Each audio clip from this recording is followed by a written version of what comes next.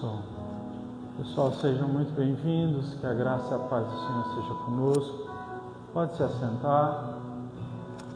Vou pedir para alguém ali acender a luz, para a gente poder abrir a Bíblia, se você trouxe ela, 2 Samuel, está no Antigo Testamento, capítulo de número 6.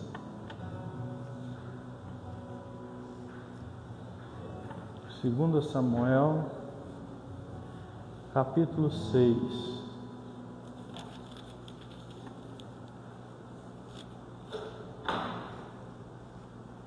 Verso número 1, está escrito assim: De novo, Davi reuniu os melhores guerreiros de Israel, 30.000 ao todo. Ele e todas as tropas que acompanhavam partiram rumo a Balaá, em Judá, para buscar a arca de Deus, a arca sobre a qual é invocado o nome do Senhor dos Exércitos, cujo trono está entre os querubins sobre a arca. Puseram a arca de Deus em uma carroça nova e a levaram da casa de Abinadab, que ficava em uma colina, e Uzá e Aiô, filhos de Abinadab, conduziram a carroça com a arca de Deus. Aiô andava na frente dela. Davi e todos os israelitas celebravam com grande entusiasmo diante do Senhor ao som de canções, harpas, lírias, tamborins, chocalhos e símbolos. Quando chegaram à eira de Nacon, Uzá esticou o braço e segurou a arca de Deus, pois os bois haviam tropeçado. A ira do Senhor se acendeu contra Uzá por este ato de irreverência. Por isso Deus o feriu e ele morreu ali mesmo, ao lado da arca de Deus. Davi ficou irado porque o Senhor lhe havia atacado Uzá. Até hoje aquele lugar é chamado de Pérez Uzá. Naquele dia Davi teve medo do Senhor e se perguntou: como a arca do Senhor chegará até mim? Assim Davi já não quis levar a arca do Senhor para casa para ficar com ele na cidade de Davi. Em vez disso, levou para a casa de Obed-Edom, o giteu. A arca do Senhor ficou na casa de Obed-Edom, o giteu, por 3 meses, e o Senhor abençoou a toda a sua família. Ok? Vamos fazer uma oração. Senhor, fale conosco nesse dia, que a Tua palavra visite, ó Deus, do nosso espírito, que nós possamos ser fortalecidos pela sabedoria das Escrituras, e que mais uma vez, ó Deus, nesse dia de hoje, o nosso coração receba paz, receba tranquilidade, receba fé, receba graça, que nós possamos sair daqui, ó Deus, mais leve do que adentramos, porque o Senhor é aquele que tira, Deus, o fardo das preocupações, dos medos e das ansiedades, porque o Senhor está do nosso lado, o Senhor luta as nossas batalhas, nós podemos confiar plenamente no Senhor, porque o Senhor tem o sim e o amém nas promessas que tem feito a nós. Obrigado por tudo, a gratidão do nosso coração é completa ao Senhor, porque o Senhor é bom. Fala conosco, ó Deus, por meio desse texto, assim oramos em nome de Jesus. Amém.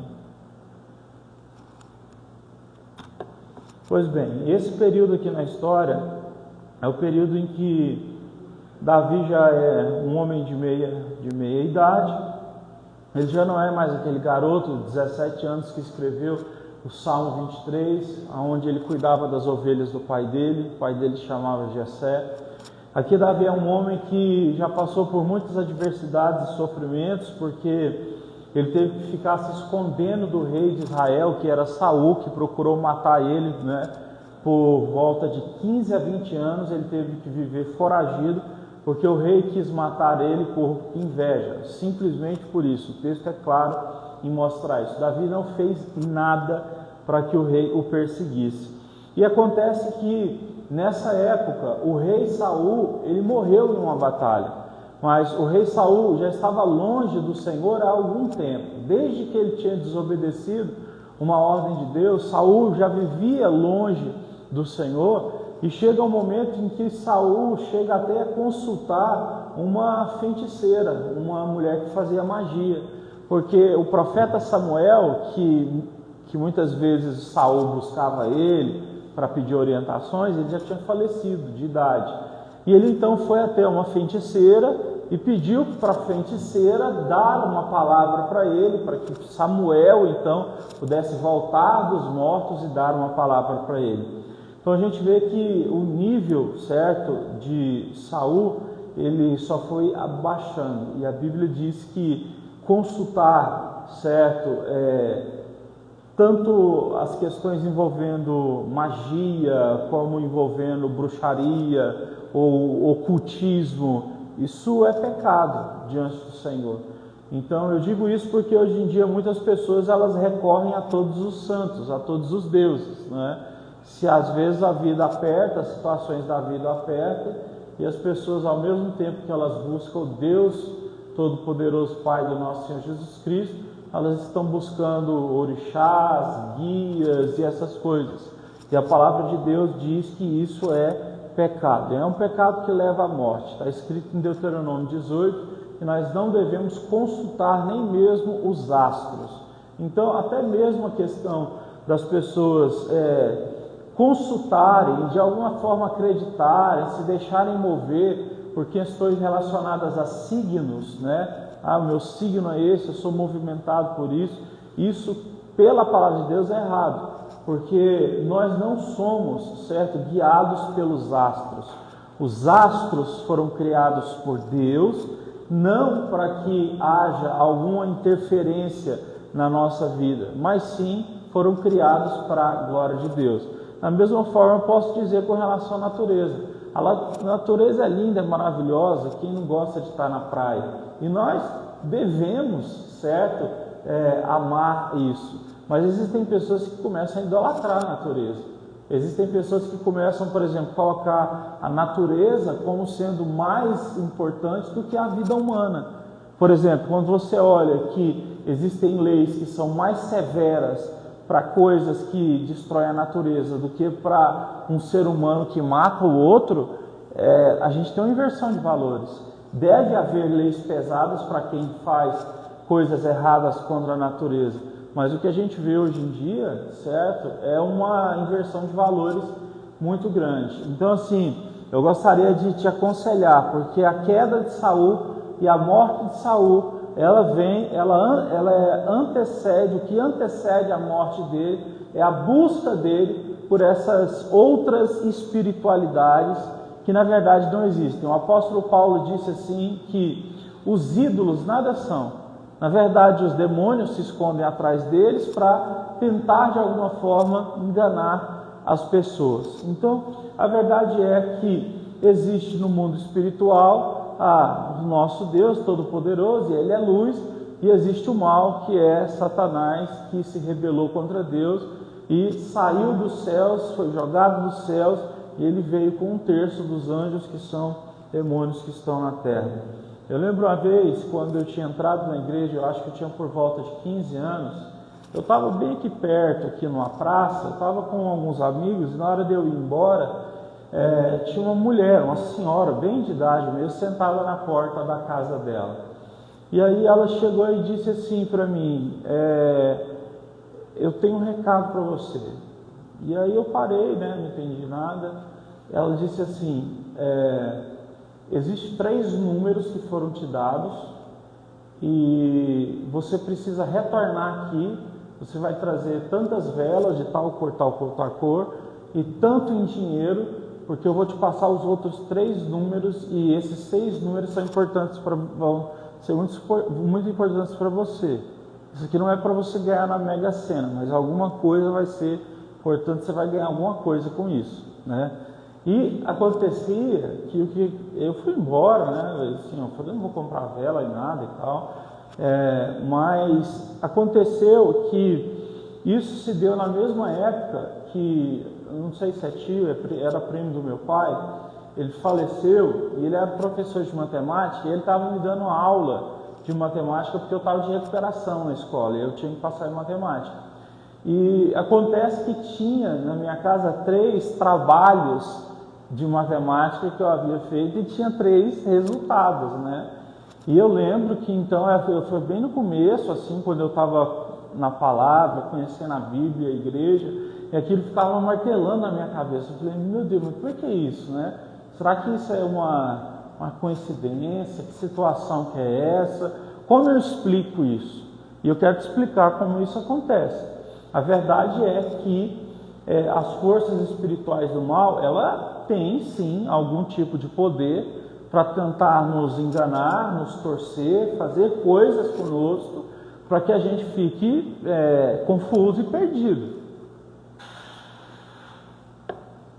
Então, tome muito cuidado para não ser levado por qualquer tipo de milagre que acontecer, porque, como disse Lutero, ele disse assim que até o diabo pode fazer milagres acontecerem. O próprio Jesus disse que no final dos tempos, vários falsos profetas, vários falsos milagreiros, eles vão surgir. Então, não se deixe impressionar por qualquer coisa que você vê como se fosse algo de Deus. O que é de Deus precisa estar confirmado na sua palavra e nós precisamos então sempre ponderar isso. Então, acontece que Saul estava no fundo do poço, já tinha procurado o ocultismo, ele e o exército de Israel foram para uma batalha, o exército de Israel estava perdendo, ele não queria morrer, né, na mão do inimigo, e ele pediu então para um soldado dele enfiar a espada no ventre dele, para que ele pudesse morrer. O soldado não teve coragem, ele mesmo foi lá, apoiou a espada e se matou, né, se suicidou, porque ele não queria morrer na mão de ninguém. Acontece então que nesse momento Israel fica sem rei. Primeiro Judá, porque Israel estava dividido. 10 tribos estavam de um lado, chamavam-se Israel, 2 de outro, chamavam Judá. Era uma divisão que existia, né? Era um país só, mas estava dividido no meio. Então eles ficaram sem rei nenhum. E nessa época que Saul morreu, morreu também Jonatas, o filho dele. Davi sofreu muito, Davi entrou de luto, de verdade, porque Davi ele realmente gostava, certo, de Saul, porque ele tinha ficado com Saul, trabalhado para Saul, feito várias coisas, e ele gostava de Saul, e principalmente de Jonatas, que ele era o melhor amigo dele. Então ele entrou de luto, tudo mais, e por aí vai. E acontece que quando a gente chega no capítulo 5, as pessoas de Israel começam a procurar Davi para ungir ele, para ele ser rei de Judá. E Davi não queria ser rei de Judá. Depois as pessoas procuram ele para ele ser rei de Israel e ele já não queria mais. Só que tem uma coisa aqui, eu quero que você pegue esse ensinamento. Com 17 anos, o profeta Samuel entrou na casa do pai dele, mandou chamar Davi, e derramou óleo na cabeça dele e disse: você será o próximo rei de Israel. Ok? Ali então ele foi, né, ele já estava sendo preparado desde esse dia, de 15 anos antes. Quando chega o momento dele reinar, certo?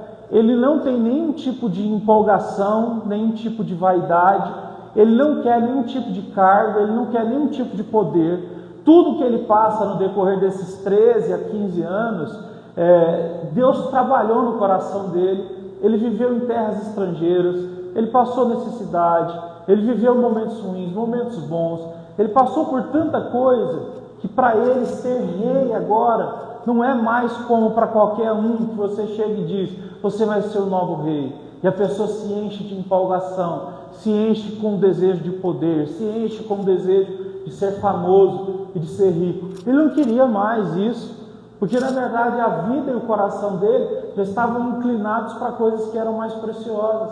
E é por isso então que Deus vai dizer na sua própria palavra que muitos, têm que ter o coração igual ao de Davi, porque o coração de Davi é segundo o coração de Deus. O coração de Davi procurava as coisas que Deus também procurava. Então, para Davi ser rei, as pessoas estavam indo até ele para coroar ele. Para ele não tinha sentido nenhum aquilo, porque era um cara que não tinha sede de poder, não tinha sede de fama, não tinha sede de riqueza. E todas as provações que ele passou, foi Deus limpando o coração dele dessa vaidade, dessa ostentação, dessa situação ruim. Então eu te digo uma coisa: Deus tem promessa para mim e para você, mas muitas vezes essas coisas ainda não se cumpriram, porque Deus está limpando o nosso coração. Porque quando nós formos viver essas coisas, essas coisas não vão nos destruir. Se Davi tivesse se tornado rei com 17 anos, ele não estaria preparado espiritualmente, emocionalmente, nada para lidar com vaidade, poder. Você já imaginou como é que é um reinado? O tanto de gente que se aproxima para bajular o rei, o tanto de gente que vem dar conselho, não dá. Então, esse cara passou por treinamento, ele passou pelo fogo, ele passou pelas provações, para que agora na vida dele, o que ele fosse viver, de fato, fosse algo que não iria destruí-lo, mas iria abençoá-lo. Então, há bênçãos que destroem os seres humanos, certo? Por quê? Porque quando o ser humano não está preparado, a bênção vira maldição. Agora, quando o ser humano se prepara, é igual Davi aqui, entendeu? Ele não está ansioso para chegar nesse lugar. Ele aprendeu da paciência. Salmo que o filho dele escreveu, Salmo não, Provérbio 19, verso 11, diz assim que a sabedoria de Deus nos faz ter paciência, né? E que a glória do ser humano é ignorar ofensas. Isso é muito forte, porque alguém já disse assim que a maior vantagem que o inimigo das nossas almas tem para conosco, no caso Satanás, a maior vantagem que ele tem, sabe o que é? Paciência. Ele é igual ao urubu, ele fica rodeando e não demora o tempo, e ele não está nem aí para o tempo. O tempo passa, ele fica rodeando, como diz a Bíblia, esperando uma brecha para que ele possa nos tragar. E nós o que? Nós somos levados cada dia mais, inclusive por coisas que são feitas pelas forças espirituais do mal, para que a gente viva cada vez mais inquieto, ansioso, tomando decisões por impulso, fazendo as coisas de forma imediata. Então, se tem uma vantagem que ele tem contra nós é a paciência. A gente precisa orar e pedir: Deus, me dá paciência. E essa outra coisa, Senhor, me dá a glória, a graça de poder o quê? Repelir ou não me importar com as ofensas. Porque uma pessoa que consegue, certo, começar a viver sem levar para o lado pessoal as coisas que vive, as dificuldades que passa, essa pessoa ela vai alcançar um nível de maturidade espiritual e emocional que é para poucos. Então, é uma coisa que a gente pode orar e pedir a Deus. Então, Davi, né, não queria ser rei, mas o povo disse: não tem outro para ser rei, nós vamos coroar você. Ele foi coroado, capítulo 5, como rei de Judá, as duas tribos, e logo depois chamaram ele para ser coroado rei de Israel. Depois que ele foi coroado rei de Israel, a primeira coisa que ele fez, sabe qual é? Ele foi lutar contra os filisteus, porque a arca de Deus representava a promessa do Senhor. Só para te lembrar, a arca de Deus ela era feita de ouro, de madeira maciça. Em cima da arca tinha 2 querubins de ouro, né, na tampa. Você abria essa tampa, certo? Tinha todo o revestimento dela, e lá dentro tinha 3 coisas. A primeira é a tábua dos 10 mandamentos, a original ficava lá dentro. A vara de Arão, porque um dia Deus escolheu um homem para ser levita, né? Tinha a vara de Arão lá como prova disso. E também tinha porção do maná, como prova de que Deus sustentou o povo no deserto. O maná era o pão que caía do céu, tinha lá dentro. Então, sabe quanto tempo que essa arca estava perdida? Estava perdida há mais de 10 anos. Saul não teve a menor vontade de buscar a arca de Deus. Davi, a primeira coisa que ele fez, depois que as pessoas meio que colocaram ele à força para ser rei de Judá e rei de Israel, foi: nós vamos nos unir, vamos lá nos filisteus e vamos buscar de novo a arca de Deus, que é a presença de Deus, que significa aquilo que realmente importa. Está vendo o que é um coração segundo a vontade de Deus? É o que? É se importar com o que é sagrado em primeiro lugar, e depois você importa com as demais coisas. Então você vai ver no capítulo 5 que Davi vai e ele derrota os filisteus, e a primeira coisa que ele faz é pegar a arca e trazer ela de volta. Depois de mais de 10 anos da arca, certo, estando num país estrangeiro, em que as pessoas simplesmente zombavam da arca, porque a arca estava lá no meio dos filisteus, e isso era a prova do quê? O Deus de Israel não tem poder nenhum, porque se isso aqui representa a presença dele, ele está aqui trancado há 10 anos. Davi foi lá então, com seus 30 mil melhores homens, como diz o texto que nós lemos, e tomou essa arca de volta. Então, eu quero deixar outro ensino aqui para nós. Se tem uma coisa que a gente precisa buscar imediatamente, e a primeira, deve ser a primeira coisa para a gente orar, Senhor, traz a sua presença de novo para a minha vida, porque sem a sua presença não dá para viver. Se a sua presença não estiver conosco, nós não temos para onde ir. É como Pedro disse: Senhor, para onde nós iremos, se só o Senhor tem palavras de vida eterna?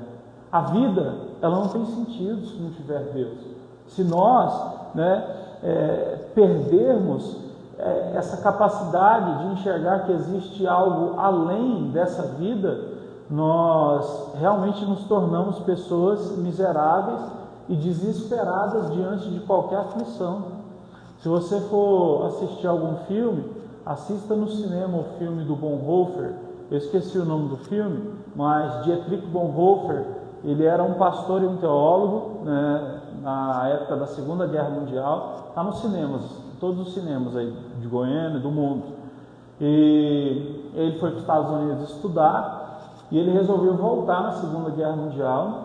Ele conseguiu ser um espião dentro do governo nazista, Ele escreveu vários livros, ele ajudou várias pessoas nessa época que ele era um espião infiltrado dentro do nazismo, até que ele foi pego. Ele foi pego e foi colocado num campo de concentração, ficou ali por alguns meses, infelizmente ele morre com 39 anos. Mas assista esse filme para você entender e perceber como é importante. Alguém disse para ele: para que você vai voltar para a Alemanha, sendo que você já está aqui nos Estados Unidos, tem passaporte? Ele era um homem muito inteligente, com muitas graduações da faculdade. Ele disse: o mais importante é eu fazer o que Deus quer, e eu vou lá para fazer alguma coisa que importa. Então, ele fez muitas coisas importantes para muita gente que estava sofrendo lá nesse período. Então, ele chama Dietrich Bonhoeffer. Se você entrar aí, você vai ver que está no cinema isso, e é uma coisa muito importante. Davi fez a mesma coisa. Nessa época, Davi estava de boa. Quem tentava matar ele não era Saul? Saul morreu, e agora? Poderia viver de boa, ele não precisava nada de reinado. Gente, reinado, às vezes a gente fica empolgado com esse trem, mas é muito mais responsabilidade do que privilégio. Sabia disso? Às vezes a gente fala assim: Senhor, eu quero ser uma pessoa de destaque, eu quero ser a pessoa mais vista, eu quero que todo mundo me veja na internet, no Instagram. Gente, isso aí não conta muito não. Na verdade, você vai ser exposto a vários problemas que talvez você e eu não consigamos suportar, tá? Agora, é igual as pessoas falam, se você tiver a oportunidade de pedir para Deus, mais seguidores no Instagram para você se tornar poderoso, ou fama em algum lugar, ou então dinheiro, pede o dinheiro e usa do jeito certo, porque é muito melhor você ter dinheiro e ser desconhecido do que ter fama, alguma coisa, e não poder nem sair na rua, que o povo quer tirar foto com você. Então, Davi, para ele entrar para ser rei aqui, isso aqui só ia dar problema para ele. Ele já era um cara assim, estabilizado na vida, ele não estava padecendo fome, ele não era um cara que não tinha onde morar, ele estava bem, já tinha passado aquele período ali de Saul. Mas o que ele fez? Ele sabia que tinha uma missão, e a missão era trazer a presença de Deus de volta para onde? Para Israel. Então, na nossa vida a gente precisa entender isso. Os nossos desejos de crescer na vida precisam estar embasados somente em coisas que têm alguma raiz que seja nobre, numa raiz nobre, entende? Porque essa é a minha pergunta: você quer ficar rico para o quê? O que você vai fazer com isso? Eu vou ajudar muitas pessoas, sei lá o quê. Como que você vai fazer isso? Sabe? A verdade é que tudo que realmente a gente quer fazer, está tudo bem planejado antes mesmo de tudo acontecer, certo? Então, as coisas, por exemplo, que eu faço hoje, eu sei que eu não tenho a mínima condição de fazer por falta de várias coisas, de pessoas, de dinheiro, o próprio Deus ainda não deu a oportunidade. Mas então o que acontece? Mas está tudo anotado, eu estou andando nessa direção. Agora tem gente que está andando na outra direção e está dizendo assim, por exemplo, é igual alguém falar assim, não, tal, meu sonho é casar, mas a pessoa anda numa direção que toda semana está com uma pessoa diferente. Como é que você explica um trem desse? Não dá, não é? A pessoa que quer casar tem que estar andando na direção certa. É igual a pessoa dizer que quer emagrecer também e anda na direção de simplesmente detonar o corpo com comida que não presta e não fazer exercício físico. Então não dá. Então, você quer o quê? E você tem certeza que você quer? Porque se você tiver, você vai estar andando nessa direção. Pastor, mas eu não tenho apoio, eu estou sozinho, sei lá o quê. É na solidão. É na solidão que a gente constrói, sabe? Que a gente elabora os planos, que logo ali na frente Deus vai abrir a porta. É assim que funciona. Então é por isso que Davi veio e ele fez isso. Ele o quê? Ele aceitou ser rei, porque havia um propósito mais nobre do que só colocar coroa na cabeça. Era buscar a arca de Deus, que era a representação da presença do Senhor. Então, novamente eu te pergunto, por que você quer crescer? É só para colocar coroa na cabeça para desfilar? Ou você realmente quer fazer alguma coisa que importa, que presta, que vai abençoar não só você, mas mais pessoas à sua volta? A coroa é o de menos, tanto que eu vou te mostrar aqui agora. Ele vai lá e eles conseguem buscar a arca, certo? E aí sabe o que diz? Diz que quando eles pegam a arca, eles voltam todos cantando e dançando, ao som de símbolos, liras, harpas, tamborins, e Davi está dançando. O texto diz que ele tira inclusive o manto dele, não era a roupa, mas o manto, que é a parte de cima, como se fosse a capa que protege mais do calor, e ele está dançando junto com todo mundo, junto com aqueles 30 mil homens que pegaram a arca, né? Acontece até uma questão na história que quando ele entra em Jerusalém, dançando ali diante da arca, a esposa dele, que está em cima, lá no castelo, ela vê Davi dançando sem a roupa real e ela despreza ele no coração. E aí depois Davi vai conversar com ela, ela diz assim, você está dançando igual uma espécie de vagabundo, mais ou menos essa palavra que ela usou, como um vagabundo entre os outros. Davi disse assim para ela, eu dancei na presença do meu Deus. E a Bíblia diz, depois disso Davi nunca mais teve contato com ela, não quis saber. Por quê? Porque é uma mulher que não entendia que na verdade tudo que ele fez era para Deus. Ele dançou na presença de Deus com intensidade. Isso aqui era uma coisa que estava dentro do coração dele, ele amava Deus. Então ele saiu daquela posição de conforto dele, veio para essa posição que é a de ser rei, para buscar a arca. Isso aqui é maravilhoso. Deixa eu fazer só uma pequena ponte aqui, um pequeno adendo. Você sabia que todos esses instrumentos que são citados aqui, o símbolo, a lira, a harpa, a flauta, elas foram feitas pelos descendentes de Caim? Caim que matou Abel. Se você for lá em Gênesis, você vai ver que quem criou esses instrumentos, certo, de música, e também instrumentos para fazer coisas, né, como por exemplo machado, essas coisas, foram eles também. O que isso quer dizer? Pessoas que estão no pecado, elas podem ser usadas por Deus para fazer coisas boas.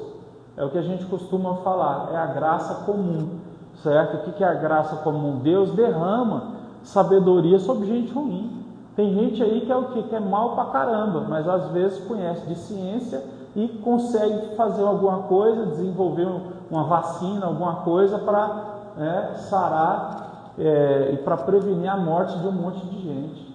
Então a gente não pode ter esse preconceito achando que pessoas que não creem em Deus não podem fazer nada. Na verdade, eles fizeram isso, e eles estão aqui agora, no caso, cantando por causa disso. Agora olha isso aqui, verso de número 3. Eles puseram a arca de Deus em cima de uma carroça nova e a levaram na casa de Abinadab, que ficava numa colina. Uzá e Aiô, filhos de Abinadab, conduziram a carroça com a arca de Deus. Aiô ia à frente dela. Davi e todos os israelitas celebravam com grande entusiasmo diante do Senhor ao som de canções, harpas, liras, tamborins, chocalhos e símbolos. Quando chegaram a eles de Nacon, Uzá esticou o braço e segurou a arca de Deus, porque os bois haviam tropeçado. A ira do Senhor se acendeu contra Uzá por esse ato de irreverência. Isso aqui é uma história pesada, né? Por quê? Porque existem dois homens que eles estão ali ajudando um carro de boi a transportar essa arca. Só que já existia um mandamento que quem podia transportar a arca eram só os levitas, né? Um transportava de cada lado, existia uma madeira para transportar aqui de um lado, outra de outro, e mais duas na frente. Aqui, então, são dois homens que estão ajudando, né, uma carroça de boi a transportar a arca de Deus. Você vai encontrar isso aqui muito na palavra do Senhor, e a gente tem que tomar muito cuidado com isso, que é o fato da gente querer buscar a Deus do jeito que a gente quer. Tem muita gente que diz, não, eu faço para Deus do jeito que eu quiser. Mas a questão é, será que Deus aceita a nossa adoração do jeito que a gente quer prestar para Ele, ou existe um tipo de adoração que Ele manda a gente fazer? Vou te dar um exemplo. Arão, ele era sacerdote, e ele era o único que poderia o quê? Apresentar os holocaustos diante de Deus. Um dia os filhos dele, Nadab e Abiú, eles falaram assim, nosso pai pode, por que a gente não pode? Eles foram oferecer sacrifício e eles morreram queimados ali naquele fogo do sacrifício. Porque na verdade eles não tinham autorização para adorar a Deus daquela forma.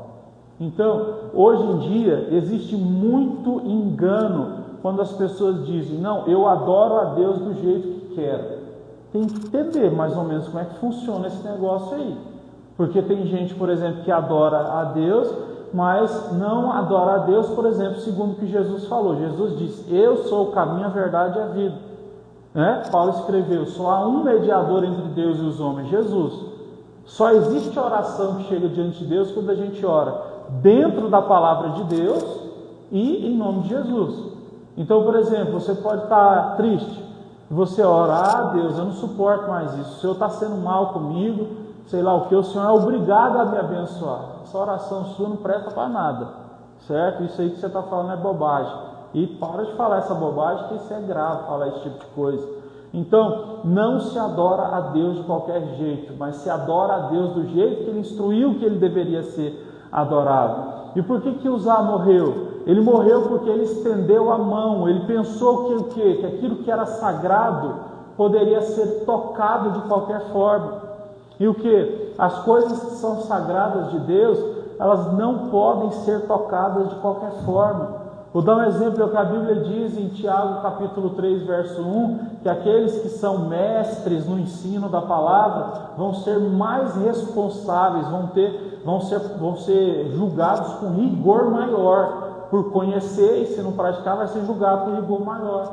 Então, nós somos chamados para adorar a Deus da forma certa. Então esse homem aqui estendeu a mão para colocar a mão na arca de Deus de uma forma irreverente, não tinha reverência no que ele fez. Então, que Deus possa nos abençoar para que nós possamos nos aproximar dele com reverência em tudo que nós formos fazer.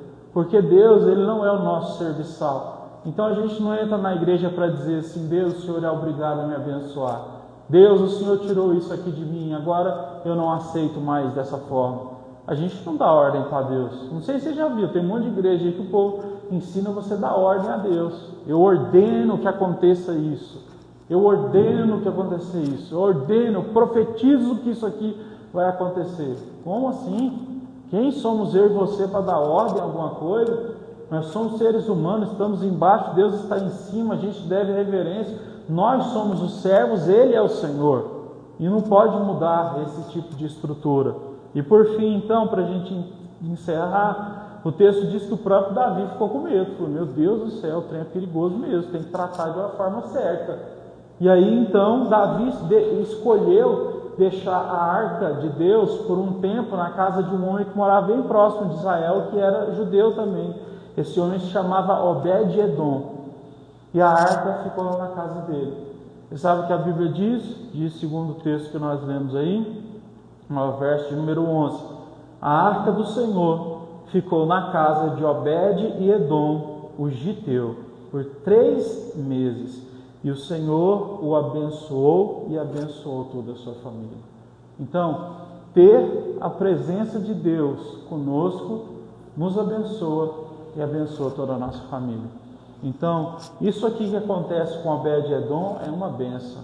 Que Deus traga sobre nós, sobre as nossas vidas, a presença poderosa dEle, para que assim nós possamos então viver, de forma abençoada. Depois disso, depois de 3 meses, Davi foi lá, eles pegaram a arca e levaram para Jerusalém, que era o local ao qual de fato ela deveria ficar. Então que a presença de Deus esteja conosco. Você pode se colocar de pé para a gente fazer uma oração?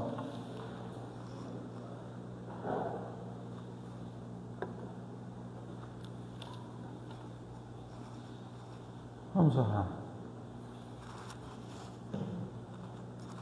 Senhor nosso Deus e Pai, em nome de Jesus Cristo, seu Filho, eu peço que o Senhor possa nos abençoar como igreja nessa noite. Peço que o Espírito Santo possa nos visitar. Peço que o Senhor possa nos ajudar, ó Deus, a fazer como Davi. Tira de nós, ó Deus, todo o desejo que seja somente vaidoso. Se for para ter coroa na cabeça, que seja por propósito mais nobre. Ajuda-nos, ó Deus, a entender que até mesmo ali Davi, na morte do seu inimigo, Saul, Davi nunca foi inimigo de Saul, Saul que era inimigo dele. Davi chorou de verdade na morte de Saul. Chorou na morte de Jonatas, seu melhor amigo, filho do rei Saul. Deus, a história de Davi não é uma história fácil. Ele é um homem que passou por muitas dificuldades, mas essas dificuldades serviram para forjar o caráter dele. Tudo que ele fez, aonde ele chegou, ó Deus, tudo que o Senhor colocou no coração dele para ele te adorar, por causa da sua presença, tudo isso, ó Deus, é maravilhoso por demais. Que nós não percamos a vontade de buscar o Espírito Santo, que nós não tentemos te adorar da nossa forma, mas da forma do Senhor.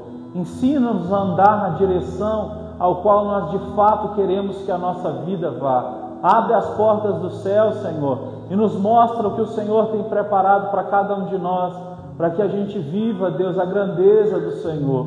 Muito obrigado, Senhor Jesus, por tudo que o Senhor faz. Perdoa se alguma vez, ó Deus, nós consultamos, ó Deus, os astros, o ocultismo. Perdoa se alguma vez consultamos, ó Deus, algo que seja maligno. Tem misericórdia de nós. Só há um Espírito que é poderoso, é o Espírito Santo. Não existe outro Espírito que possa fazer coisas de Deus. O Espírito Santo é o único verdadeiro. Muito obrigado, Senhor. Aceita o nosso louvor em nome de Jesus. Tu és real.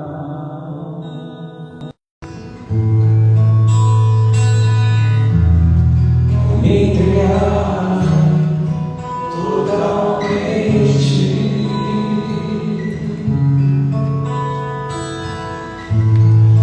Teu toque abrir os olhos do meu coração. Eu posso enxergar, entender.